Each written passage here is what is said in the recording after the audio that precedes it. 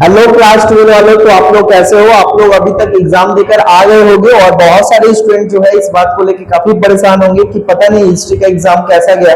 कुछ स्टूडेंट का ये भी रिव्यू आ रहा है कि सर बहुत बहुत पेपर टफ था। क्या सच में पेपर टफ था हिस्ट्री का?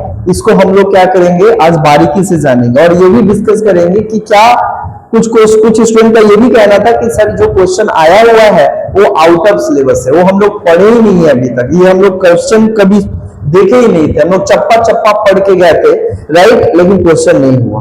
वहीं पे कुछ स्टूडेंट का ये कहना था कि सर अच्छा गया पेपर, लेकिन जितना एक्सपेक्टेशन था कि 40 में 40, राइट, जितना हम लोग मेहनत किए थे, पढ़े थे, राइट, बहुत मेहनत किए थे और उस हिसाब से पेपर नहीं था, राइट। तो इसमें भी हम लोग चर्चा करेंगे कि सच क्या है, झूठ क्या है, और साथ ही साथ हम लोग हिस्ट्री का आंसर भी जानने का कोशिश करेंगे कि सही आंसर क्या होगा।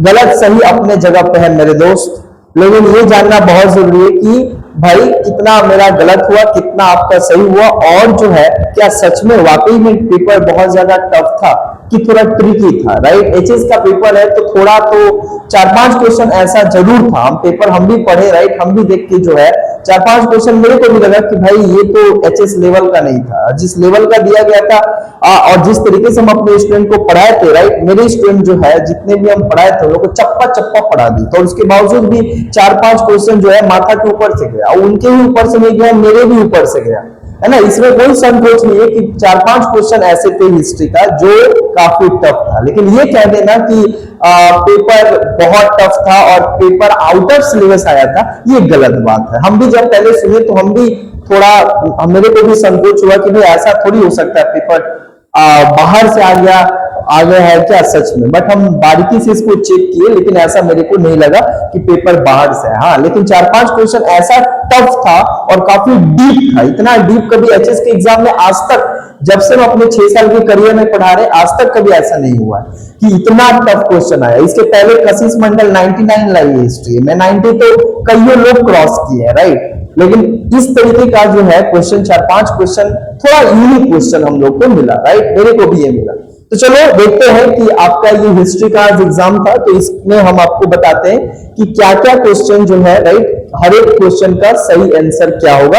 आप अपने क्वेश्चन पेपर को निकालकर आप टिक आउट कर सकते हैं, जिससे आपको पता चलेगा कि आपका 40 में कितना आने वाला है, राइट।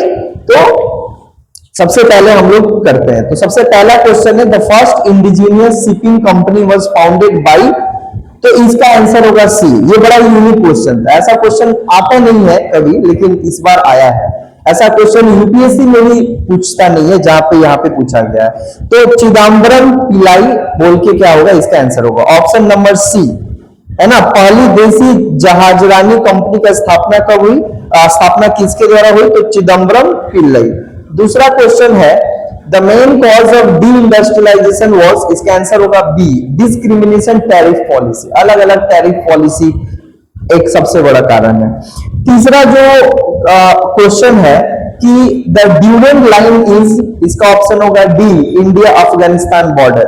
ये जो ड्यूरेंट रेखा है वो किसका है, ये बेसिकली क्या है, भारत और अफगानिस्तान सीमा रेखा, भारत और अफगानिस्तान के सीमा रेखा को ड्यूरेंट लाइन कहा जाता है।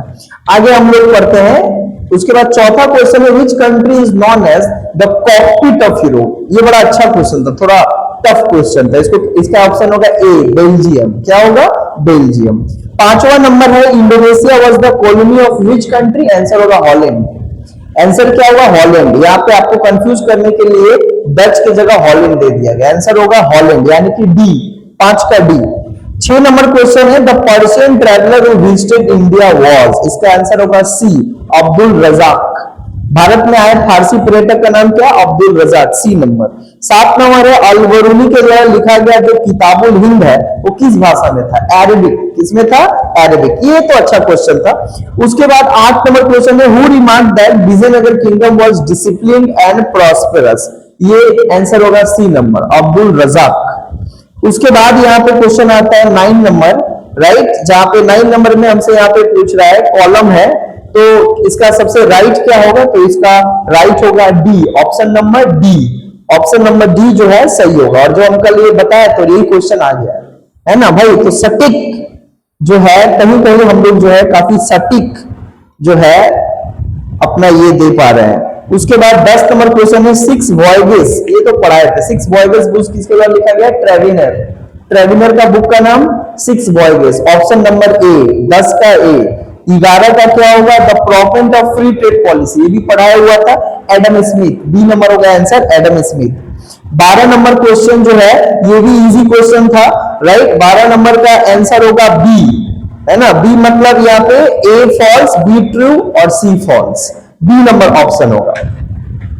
13 नंबर क्वेश्चन यहाँ पे है, 13 नंबर का भी आंसर जो होगा वो ए होगा। ये इजी क्वेश्चन था, कोई टफ क्वेश्चन नहीं था।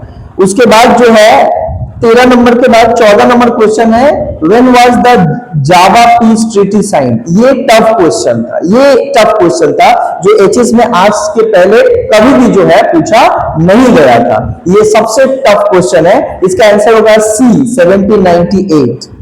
इसके बाद जो है एक और क्वेश्चन है 15 नंबर का। 15 नंबर में पूछा गया है कि एबोल्यूशन ऑफ दरोगा सिस्टम, राइट। यहाँ पे बताना है कि बेसिकली इसमें कौन सा आंसर सही है, तो इसका आंसर होगा बी। ये भी कोई ज्यादा जो है टफ नहीं था, पढ़ाया हुआ था। 16 नंबर क्वेश्चन, ये तो सबसे इजी था। Char Minar is located in C number, Hyderabad. उसके बाद 17 नंबर क्वेश्चन यहाँ पे है, रीअरेंज करना था। ये भी ज्यादा टफ नहीं था। हमारे स्टूडेंट जो पढ़ के गए, जो हम पढ़ाए हैं, बाबू आपका 32-34 मतलब 34 से अबव भी आपका आएगा, कटेगा नहीं। क्योंकि 4-5 क्वेश्चन वो बहुत टफ था, बहुत डीप था, आउट ऑफ सिलेबस भी नहीं था, लेकिन कभी रेयरेस्ट ये सब क्वेश्चन पूछा जाता है जो पूछा गया। तो यानी कि आप जो है आप 100% अपना देकर आए हो हमारे स्टूडेंट, है ना। तो इसका भी आंसर क्या होगा? 17 का ए नंबर होगा। क्या होगा? ए नंबर होगा। 18 का क्या होगा? Who is known as the father of Telugu poetry. इसका answer C, as usual Peddana, right, Peddana होगा। उसके बाद 19 नंबर क्वेश्चन है, to which religious sect did Ramanand belong. Ramanand belongs to Vaishnava, option होगा बी। उसके बाद यहाँ पे 20 नंबर क्वेश्चन है, सूफी पीर और murshid generally used to live in. इसका आंसर होगा ए, खनका। क्या होगा?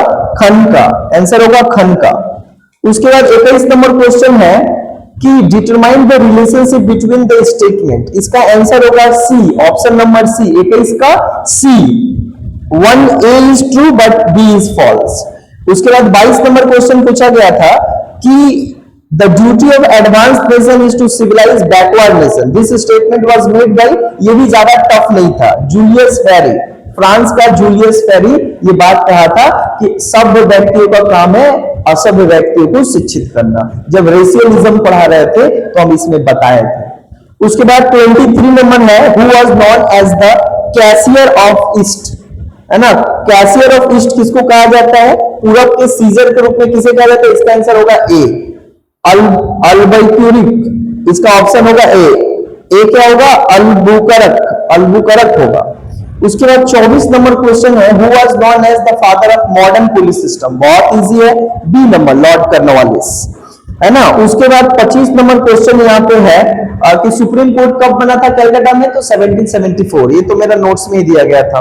उसके बाद 26 नंबर क्वेश्चन है कि कृष्णा देवराया बिलोंग टू विच डायनेस्टी। इसका ऑप्शन होगा सी, तुलबाज डायनेस्टी। पढ़ाया हुआ था, इजी क्वेश्चन था। 27 number, who came to be known as Agra of South India.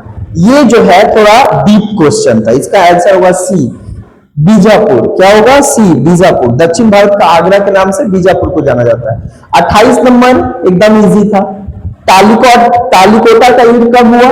तो इसका आंसर होगा बी, 1565। ये हम बताए थे सजेशन में। 29 नंबर क्वेश्चन यहाँ पे है कि फर्स्ट इंडिपेंडेंट सुल्तान कौन है बंगाल का? तो सबसे पहला इंडिपेंडेंट सुल्तान है इलियस शाह। कौन है?